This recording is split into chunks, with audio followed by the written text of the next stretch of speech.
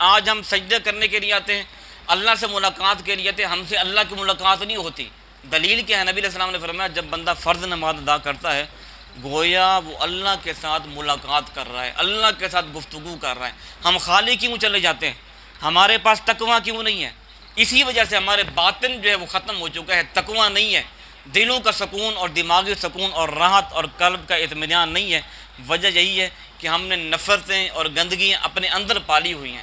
یہ کیمیائی عمل ہمارے اندر چڑھ رہا ہے جس کی وجہ سے ہمارا تقویٰ ہمارا اندر جو ہے وہ ختم ہو چکا ہے اور ہم کھوکھلے کے کھوکھلے رہ گئے۔ ہماری حاضریاں اللہ کی ہاں نہیں پہنچتی، مقدروں کی گھڑیاں ہم اس لیے نصیب نہیں ہوتی کہ ہمارا اندر صاف نہیں ہے۔